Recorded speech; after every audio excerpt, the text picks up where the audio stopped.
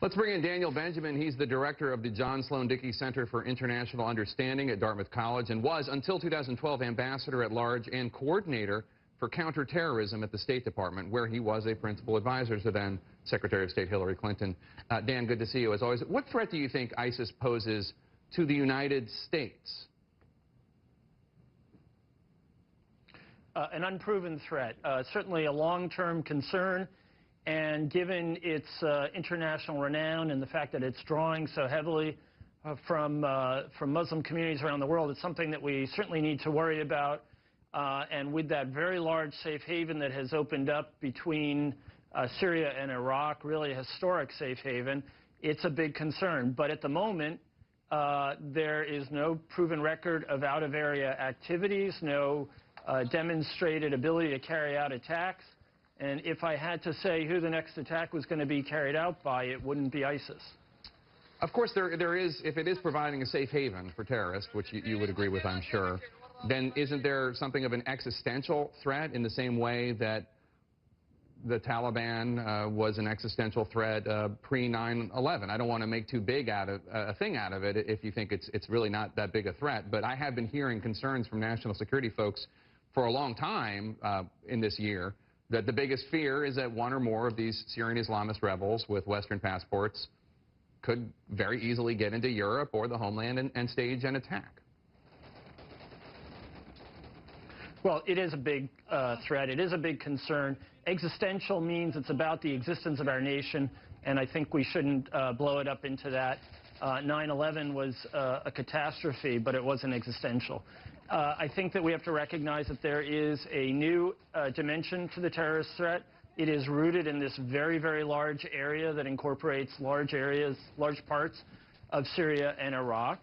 And because it has drawn so many foreign fighters, ISIS will have a larger pool to draw on. But right now, ISIS is very much an insurgency. It's about thousands of foot soldiers who have absolutely no experience conducting elaborate international conspiracies, using secret communications, using transportation links, understanding how to use very sophisticated explosives, things like that. It's something we need to watch. We need to, I think, inevitably we're going to take on ISIS in the theater, but I don't think that this means that we should jump the gun on the president's strategy of forcing the Iraqis to get their act together and to do something themselves to take on ISIS.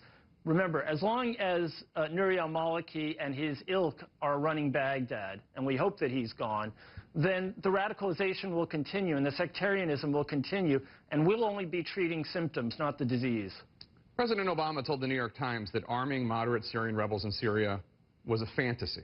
And in a new interview for The Atlantic, Hillary Clinton says something quite the opposite. She says more should have been done in Syria. Quote, the failure to help build up a credible fighting force of the people who were the originators of the protests against Assad. There were Islamists, there were secularists, there was everything in the middle. The failure to do that left a big vacuum, which the jihadists have now filled. Dan, we obviously have no way of knowing for sure, but do you suspect that that part of the world might be safer right now if President Obama had listened to Secretary Clinton? Well, it's been well reported that there was a very, very deep debate, a very ardent debate in the administration, with most of the cabinet actually disagreeing with the president on this and wanting to see the United States pick a horse in Syria and arm it and see how far it could go and see if we could, in fact, get a kind of outcome with a moderate group that we wanted. The Secretary has been very clear about that. So has Secretary Panetta. So has former Deputy Director of Central Intelligence Petraeus. The President didn't see any way that this was going to work, and that was a dispute between them. Personally, I thought that we should have picked a horse, and I'm not sure that we are in a very good position now to run this one backward and to pick and to change the outcome of the course of events in Syria. But this is just one of those unknowns that we're going to have to deal with for a long time. The track record of building up such actors is not great. So, you know, it's an open question whether it would have succeeded or not. Daniel Benjamin, director of the John Sloan Dickey Center for International Understanding at Dartmouth College, thank you so much for your time.